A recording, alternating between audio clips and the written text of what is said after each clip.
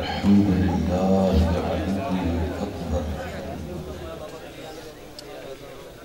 والصلاة والسلام على سيد البشر وشفيع الأمة في يوم المحشر وعلى آله وأصحابه سرد الحرر. أما بعد فأعوذ بالله من الشيطان الرجيم. بسم الله الرحمن الرحيم. وعباد الرحمن الذين يمشون على الأرض هونا وإذا خاطبهم الجاهلون قالوا سلاما والذين يبيتون لربهم سجدا وقياما والذين يقولون ربنا اصرف عنا عذاب جهنم. صدق الله مولانا العظيم وصدق رسوله النبي الكريم الأمين.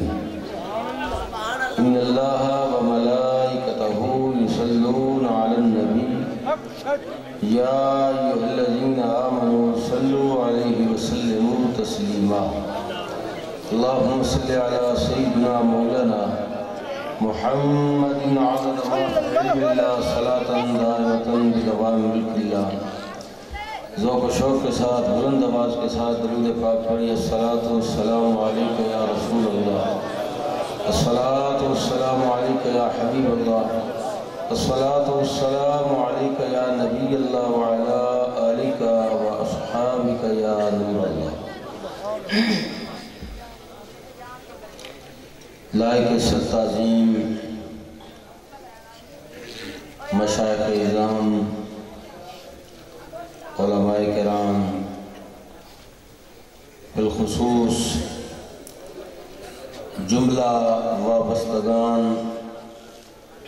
آستانہ عالیہ حضرت کرما والا شریف اور آستانہ عالیہ حضرت شرفپور شریف اور انتہائی عزتوں کے لائق حاضرین محفل، اللہ رب العزت کی عطا کردہ توفیق سے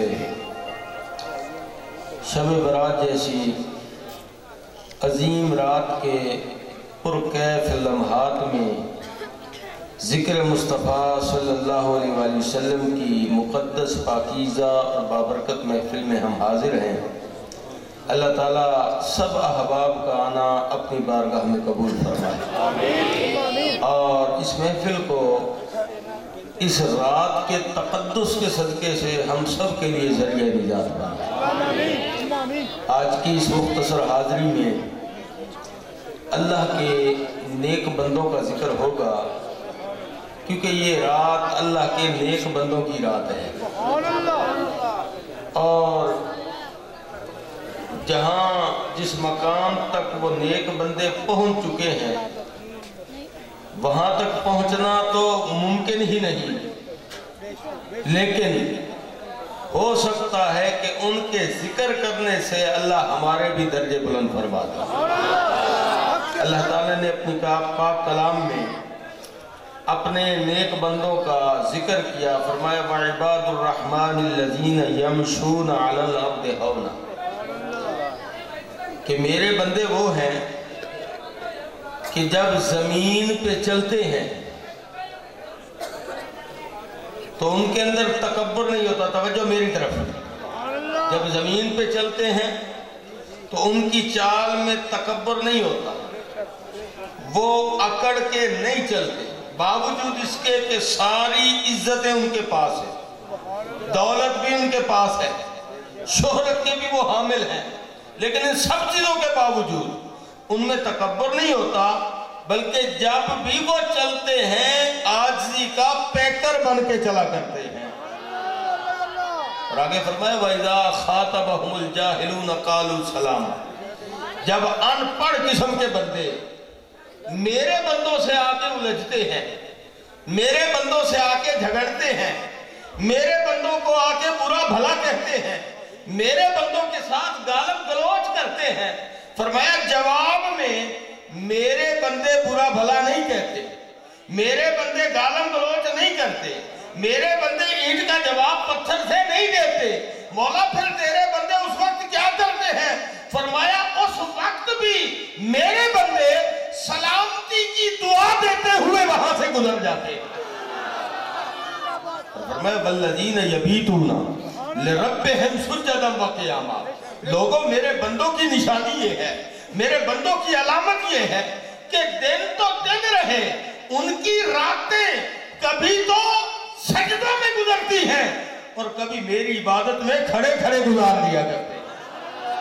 یہ اللہ اپنے نیک بندوں کی نشانی اور علامتیں بیان کر رہا ہے۔ سیدۃ النساء، مخدومہ کائنات، سیدہ کائنات حضرت بی بی فاطمہ الزہرا رضی اللہ تعالیٰ عنہ آقا علیہ السلام کی بارگاہ میں عرض کرتی ہیں ابا جان،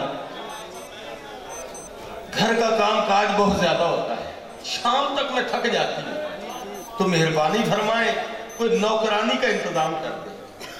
آقا علیہ السلام فرمانے لگے بیٹے ہمیں نوکروں کی کوئی ضرورت نہیں، تو میں تمہیں ایک وظیفہ بتاتا ہوں، اس وظیفے پہ عمل کرو، تمہارے سارے دن کی تھکاوٹ ختم ہو جایا کرے گی۔ عرض کی ابا جان بتائیے، فرمایا ہر نماز کے بعد 33 دفعہ سبحان اللہ پڑھا کر، 33 دفعہ ہی الحمدللہ پڑھا کر، اتنی ہی تعداد میں اللہ اکبر پڑھا کر تیرے سارے دن کی تھکاوٹ ختم ہو جائے۔ اب جس دن سے در مصطفیٰ سے جناب زہرا کو یہ وظیفہ ملا ہے، جناب زہرا گھر کا کام پہلے سے بھی دگنا کر دیتی ہیں۔ یاد رکھیے میرے آقا نے جو کچھ بتایا یہ کسی MBBS ڈاکٹر کا بتایا ہوا انجیکشن نہیں تھا کہ لگانے سے دردیں ختم ہو جائے، تھکاوٹ دور ہو جائے، نہیں، یہ ایک روحانی علاج تھا جس سے فقط روح کو سکون ملتا ہے، دردیں بھی برقرار ہیں، تھکاوٹ بھی بدستور موجود ہے، مگر جناب زہرا گھر کا کام ڈبل کر دیتی ہیں۔ پھر جب رات کا وقت آتا ہے ساری مخلوق سو جاتی ہے، جناب زہرا عبادت کے مصلی پہ آ کے نماز میں لگ جاتی ہیں، پھر کھڑے کھڑے گزرتی ہے رات، پھر تہجد کا وقت جب آتا ہے جناب زہرا سجدے کے لیے سر زمین پہ رکھتی ہے، ابھی سر سجدے میں ہوتا ہے، مؤذن فجر کی اذان دیتا ہے، جناب زہرا جب اذان کی آواز کانوں میں آتی ہے جناب زہرا کی چیخیں نکل جاتی ہیں، رو کے عرض کرتی ہے مولا تو نے ان راتوں کو اتنا چھوٹا کیوں بنا دیا ہے کہ ابھی تیری بندی کا ایک سجدہ بھی پورا نہیں ہوتا اور تیری رات ختم ہو جاتی ہے۔ مولا کاش تو نے ان راتوں کو لمبا کیا ہوتا تاکہ کما حق ہو تیری بندی تیری عبادت کا حق ادا کر۔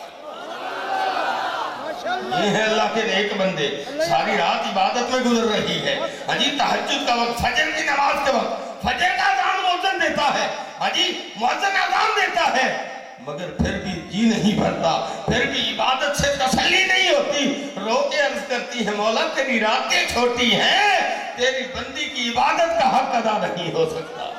یہ ہے اللہ کے نیک بندے۔ پھر رب نے ان کو مقام کیا عطا کیا، رب نے ان کو شان کیا عطا کی۔ سنیے عید کا دن ہے، دونوں شہزادے حسنین کریمین طیبین طاہرین سیدنا امام حسن و حسین رضی اللہ تعالیٰ عنہما اپنی اماں کی بارگاہ میں حاضر ہوتے ہیں، ہاتھ باندھ کے عرض کرتے ہیں اماں جان آج عید کا دن ہے، یہ فرمائیں ہم نے بھی عید پڑھنی ہے کہ نہیں پڑھنی، اور اگر پڑھنی ہے تو ہمیں بھی نئے کپڑے ملیں گے کہ نہیں ملیں گے؟ ہمارے دوست تو ابھی نئے کپڑے پہن کر میدان عید میں حاضر ہونے والے ہیں، اماں ہمارے کپڑے۔ ماں نے جب اپنے بچوں کی معصوم خواہش سنی تو رونے لگ گئی، آنکھوں سے آنسو آ گئے، بچوں کی تسلی کے لیے کہہ دیا بیٹے گھبراتے کیوں ہو، ابھی تمہارا درزی تمہارے کپڑے لے کے آنے والا ہے، تم پریشان نہ ہو۔ اب اس کے بعد جناب زہرا کا رب سے تعلق دیکھیے، فوراً مصلی پہ آتی ہیں، سر سجدے میں رکھ کے عرض کرتی ہے مولا نہ میں نے کوئی کپڑا لیا ہے نہ کسی درزی کو دیا ہے، بچوں کی تسلی کے لیے جملہ بول دیا ہے، مہربانی فرما اپنی بندی کی زبان کی عزت رکھ لے، اپنی بندی کی زبان کی لاج رکھ لے۔ ادھر سے جناب زہرا سجدے میں پڑے عرض کرتی ہیں، ادھر رب جبرائیل سے کہتا ہے جبرائیل کیا کر رہا ہے؟ عرض کرتا ہے مولا تیری بندگی میں ہوں، تیری عبادت میں ہوں، تیرے سجدوں میں ہوں۔ رب پوچھتا ہے، رب کہتا ہے چھوڑ میرے سجدوں کو، مولا کرنا کیا ہے؟ فرمایا جنت سے جوڑے اٹھا در زہرا پہ دے کے آ۔ جبرائیل عرض کرتا ہے مولا جنت کے جوڑے تو جنت میں ملیں گے نا، یہ جنت کے جوڑے دنیا میں کیوں؟ اللہ فرماتا ہے جبرائیل تمہیں پتہ نہیں میں نے کائنات کو بھی بنایا ہے، کائنات کا نظام بھی بنایا ہے، یہ سب کچھ یا نبی کے لیے ہے یا نبی کی آل کے لیے ہے، اگر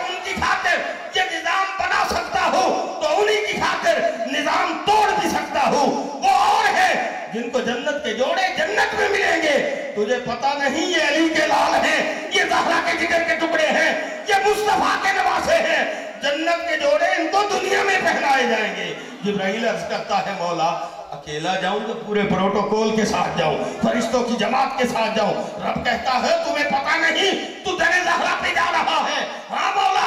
فرمایا پھر ایک درجی کی حیثیت سے جا, ایک دربان کی حیثیت سے جا. اکیلا جبرائیل آتا ہے, در زہرا پہ کھٹکھٹاتا ہے, نوکرانی آ جاتی ہے.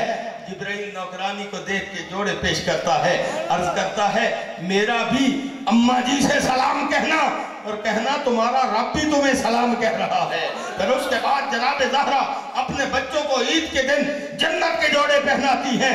مصطفیٰ علیہ السلام عید کے بعد گھر میں آتے ہیں, فرماتے ہیں زہرا مبارک ہو, یہ تیرے ہی بیٹے ہیں کہ جن کو جنت کے جوڑے آج دنیا میں پہنائے جا رہے ہیں. بلکہ آگے چلیے, نعرہ تکبیر, نعرہ رسالت, نعرہ رسالت, نعرہ تحقیق, نعرہ حیدری, آستانہ عالیہ حضرت کرما والا شریف, آستانہ عالیہ شرف اور شریف. آگے چلیے. جناب زہرا رضی اللہ تعالیٰ عنہ گھر میں بیٹھی ہیں, پگوڑا ہلا رہی ہیں. اس پگوڑے کے اندر امام حسین رضی اللہ تعالیٰ عنہ آرام فرما رہے ہیں. اتنے میں مؤذن اذان دیتا ہے. جناب زہرا پگوڑا چھوڑ کے نماز کی تیاری میں لگ جاتی ہیں. رب پھر کہتا ہے جبرائیل, عرض کرتا ہے جی رب جلیل. فرمایا چھوڑ میرے سجدوں کو. مولا کرنا کیا ہے؟ فرمایا تیرے زہرا پہ حاضر ہونا ہے. مولا کام کیا ہے؟ فرمایا حسین کا پگوڑا ہلانا ہے. جبرائیل آ جاتا ہے, جناب حسین کا پگوڑا ہلانا شروع کر دیتا ہے. عرض کرتا ہے مولا یہ پگوڑا کب تک ہلاؤں؟ فرمایا جب تک زہرا عبادت میں ہے. کسی نے کہا یہ تو شان ہے حسین کی کہ جبرائیل آیا جھولا جھولانے کے لیے. کوئی بولا نہیں یہ شان ہے جناب زہرا کی. میں نے کہا نادان دونوں کی شان ظاہر ہو رہی ہے, اس لیے کہ سجدہ جبرائیل بھی کر رہا تھا, سجدہ جناب زہرا نے بھی کرنا تھا. اللہ نے کہا جبرائیل مجھے تیرا سجدہ اتنا پسند نہیں جتنا زہرا کے سجدے سے پیار کرتا ہوں. اور ادھر جبرائیل کا سجدہ ہے, ادھر حسین کا آرام ہے. اللہ نے کہا جبرائیل مجھے تیرا سجدہ اتنا پسند نہیں جتنا حسین کے آرام سے پیار کرتا ہوں. بلکہ اور آگے چلیے, حدیث پاک میں آتا ہے جناب زہرا رضی اللہ تعالیٰ عنہ گھر میں بیٹھی ہیں, چکی چلا رہی ہیں. چکی چلاتے چلاتے نیند آ جاتی ہے, آنکھ لگ جاتی ہے. رب پھر جبرائیل سے کہتا ہے جبرائیل چھوڑ میرے سجدوں کو. مولا اب کیا کرنا ہے؟ فرمایا پھر تیرے زہرا پہ حاضر ہونا ہے. مولا کام کیا ہے؟ فرمایا زہرا کی چکی چلانی ہے. نوریوں کا امام آ جاتا ہے, فرشتوں کا سردار آ جاتا ہے, چکی چلانی شروع کر دیتا ہے. پوچھتا ہے مولا کب تک چلاؤں؟ فرمایا جب تک زہرا آرام میں ہے. مجھے یہ بتاؤ کہ جو جناب زہرا کے در پہ آ کے نوکر کی حیثیت سے, درزی کی حیثیت سے کپڑے پیش کرے, جو در زہرا پہ آ کے زہرا کے بچوں کا پگوڑا ہلائے, جو در زہرا پہ آ کے زہرا کی چکی چلائے, وہ نوکر نہیں تو اور کیا ہوتا ہے؟ اور مجھے کہنے دیجئے یہ فرش والے بھی در زہرا کے نوکر ہیں, وہ عرش والے بھی در زہرا کے نوکر. نعرہ تکبیر, نعرہ رسالت, نعرہ حیدری. اما عائشہ صدیقہ بنت صدیق رضی اللہ تعالیٰ عنہ سے کسی نے پوچھا اما جان یہ بتلائیے کائنات میں رسول اللہ صلی اللہ علیہ وسلم نے کس کو زیادہ محبت دی ہے؟ آپ فرمانے لگی وہ تو رحمت للعالمین تھے, ان کی محبت تو ہر ایک کے لیے تھی. انہوں نے انسانوں سے بھی پیار کیا ہے, حیوانوں سے بھی محبتیں کی ہیں, انہوں نے کائنات کی ہر شے سے محبت کی ہے. اس نے کہا اماں ٹھیک ہے وہ تو ہم بھی مانتے ہیں کہ وہ رحمت للعالمین ہیں, لیکن کوئی خاص بھی تو ہوتا ہے نا, کوئی ایسا بھی تو ہوتا ہے نا کہ جس کو سب سے زیادہ پیار ملتا ہے. میں وہی خاص پوچھ رہا ہوں. اماں نے کہا وہ اور کوئی نہیں, وہ جناب زہرا ہیں جو مصطفیٰ کی خاص ہیں, جنہیں مصطفیٰ کا زیادہ قرب حاصل ہے. عرض کی اماں اس کی کوئی دلیل بھی ہے؟ فرمایا دلیل یہ ہے کہ مصطفیٰ علیہ السلام جب سفر پہ جاتے تھے نا تو سب سے آخر میں جناب زہرا کو پیار کرتے تھے, پھر جب سفر سے لوٹتے تھے تو سب سے پہلے جناب زہرا کو پیار کرتے تھے. میں نے اندازہ لگایا کہ مصطفیٰ علیہ السلام کا ہر ایک کے بغیر گزارا ہے, مگر زہرا کے بغیر گزارا نہیں ہے. یہ زہرا سے پیار کر رہے ہیں. آئیے ایک مومن ہونے کی حیثیت سے کسی بندے سے بھی پوچھو, مومن ہونے کی حیثیت سے کہ تمہیں کس سے محبت ہے, تو وہ کہے گا تعلق دار بڑے ہیں, دوست احباب بڑے ہیں, مگر مومن ہونے کی حیثیت سے میں تو رسول اللہ سے پیار کرتا ہوں. کیوں؟ اسے پتا ہے کہ مصطفیٰ کی محبت کے بغیر میرا ایمان ہی مکمل ہو سکتا. ایسے ہے کہ نہیں؟ عوام تو عوام رہی, کسی اللہ کے ولی سے سوال کر لیا جائے کہ تجھے کس سے پیار ہے, تو وہ بھی یہی بولے گا کہ جس کے صدقے نے رب نے مجھے ولایت کا تاج عطا کیا ہے, جس کے صدقے سے رب نے مجھے عزتوں سے نوازا ہے, اسی محمد عربی سے میں پیار کرتا ہوں. یہ تو اللہ کے ولی ہیں. اگر تابعین حتیٰ کہ صحابہ سے سوال کیا جائے کہ آپ کو کس سے محبت ہے, تو صحابہ بھی یہی کہتے ہیں کہ ہم رسول اللہ سے پیار کرتے ہیں. بلکہ ایک صحابی ہیں, ان کی عادت ہے سب سے پہلے مسجد میں آتے ہیں, اگلی صف میں بیٹھتے ہیں, دائیں طرف بیٹھتے ہیں.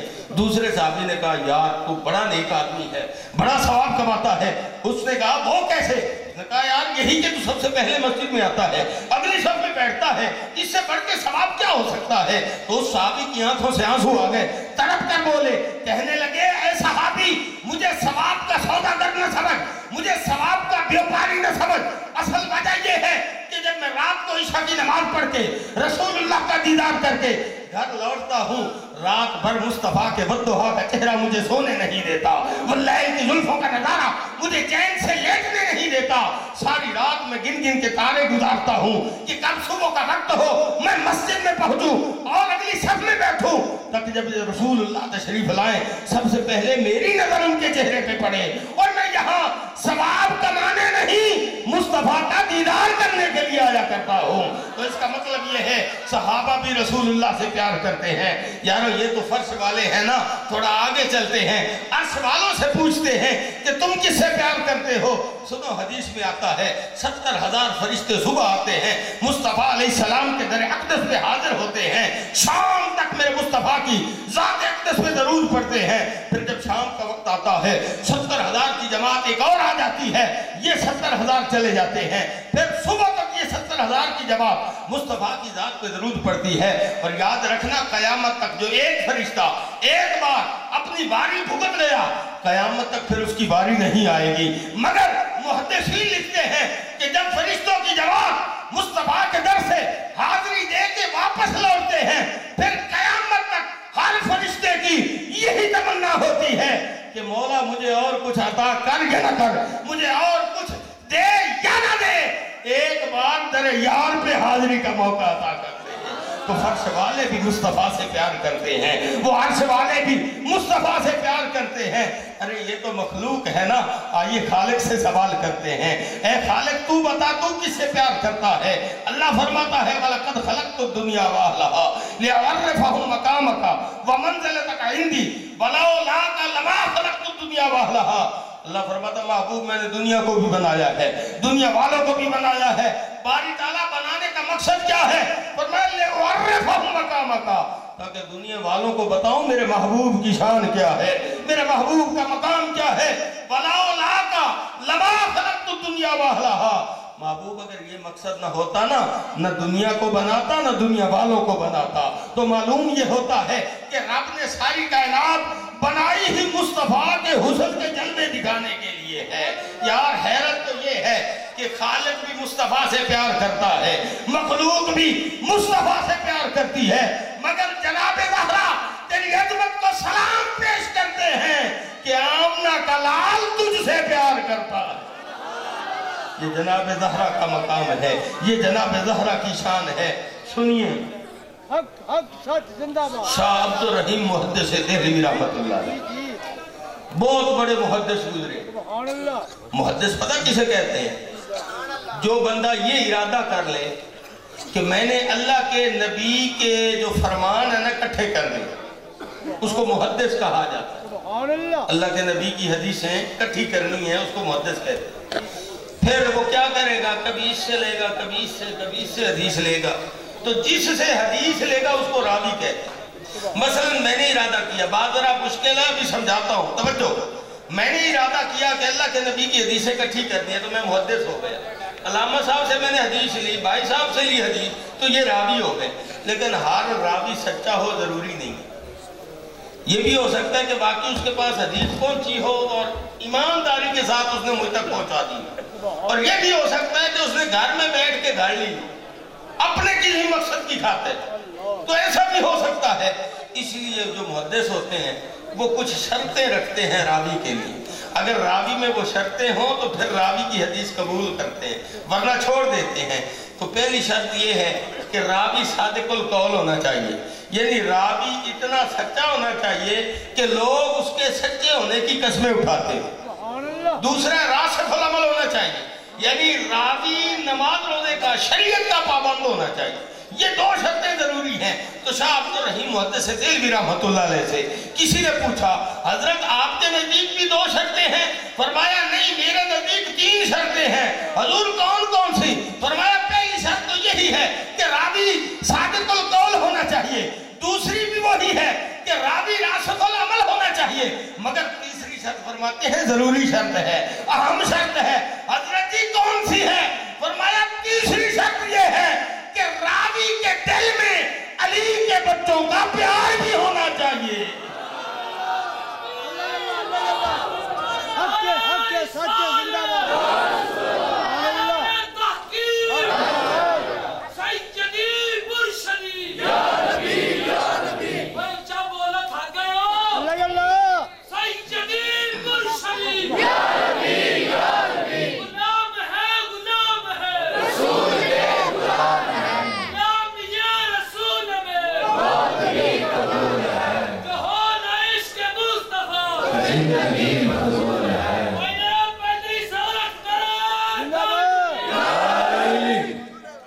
راوی کے دل میں علی کے بچوں کا پیار بھی ہونا چاہیے۔ حضرت یہ شرط ضروری کیسے ہے؟ فرمایا ضروری اس طرح ہے کہ جس کے دل میں علی کے بچوں کا پیار ہے اس کی حدیث کا بھی اعتبار ہے، اس کے کلمے کا بھی اعتبار ہے، اور فرمایا جس کے دل میں علی کے بچوں کا پیار نہیں ہے اس کی حدیث کا بھی اعتبار نہیں ہے، اس کے کلمے کا بھی اعتبار نہیں ہے۔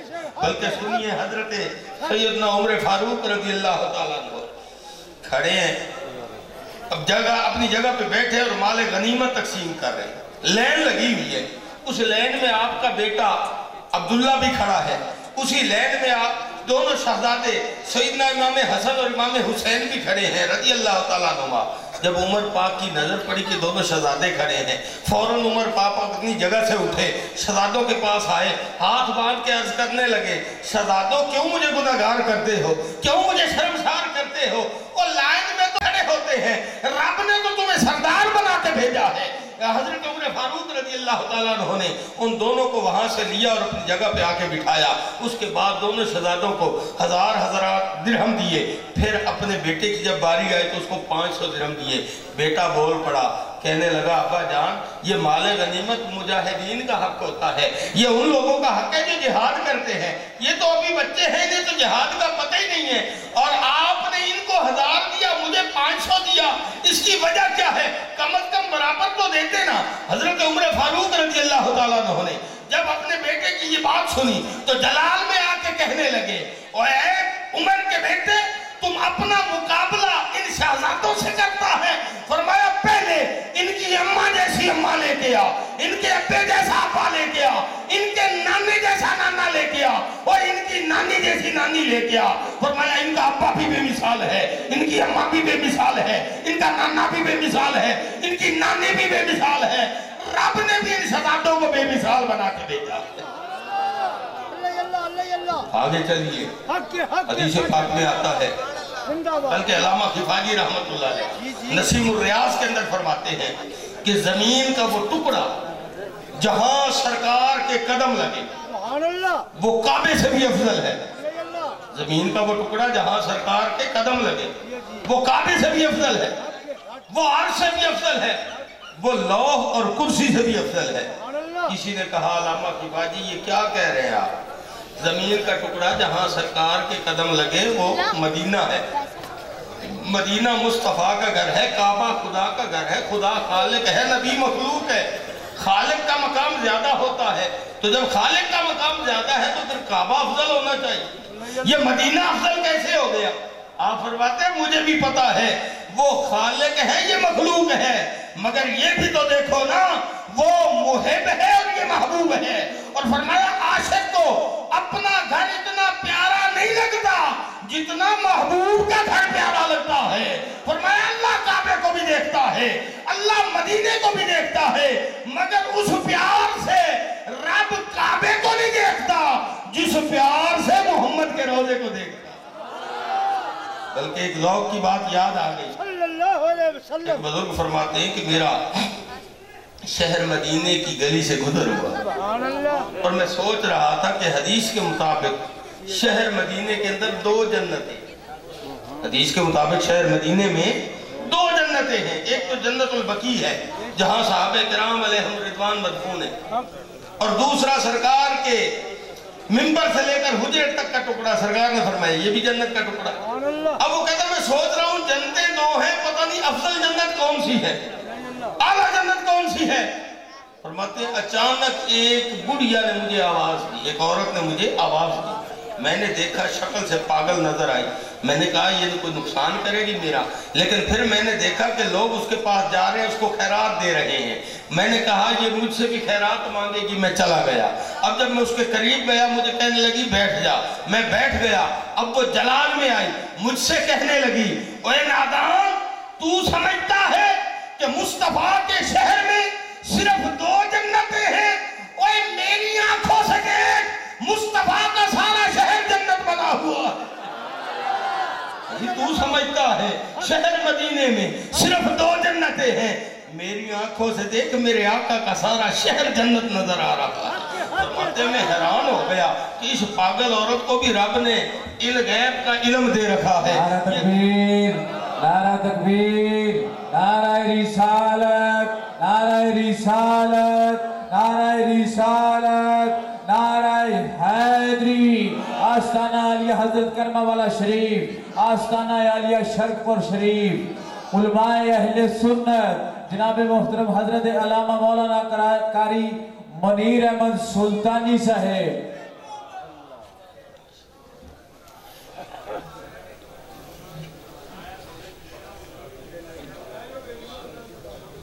وہ فرماتے ہیں میں حیران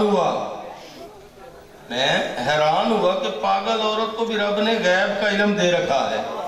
فرماتے ہیں میرا عقیدہ پختہ ہو گیا کہ یار جس مصطفیٰ کے شہر کی گلیوں میں صدا دینے والے منگتوں, بھکاریوں اور پاگلوں کے علم کا یہ مقام ہے, اس محمد عربی کے علم کا کیا مقام ہوگا. تو بہرحال وہ زمین کا ٹکڑا ہے, مصطفیٰ کے قدم لگے, وہ زمین کا ٹکڑا کعبے سے بھی افضل ہو گیا, وہ عرش سے بھی افضل ہو گیا, وہ لوح اور کرسی سے بھی افضل ہو گیا. بس آخری جملہ اور بیان ختم.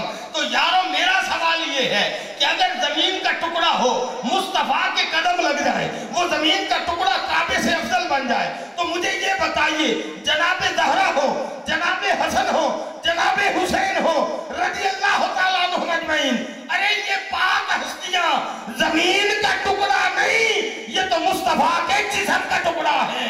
جب زمین کے ٹکڑے کا یہ مقام ہے, ایمان سے بتا مصطفیٰ کے جسم کے ٹکڑوں کا کیا مقام ہوگا. اور مجھے کہنے دیجئے یہ پاک ہستیاں رب کے کعبے سے بھی افضل ہیں, عرش سے بھی افضل ہیں, لوح اور کرسی سے بھی افضل ہیں, اور ان کو رب نے کائنات کی ہر شے سے افضل بنا کے بھیجا ہے. اللہ عمل کی توفیق عطا فرمائے. وآخر دعوانا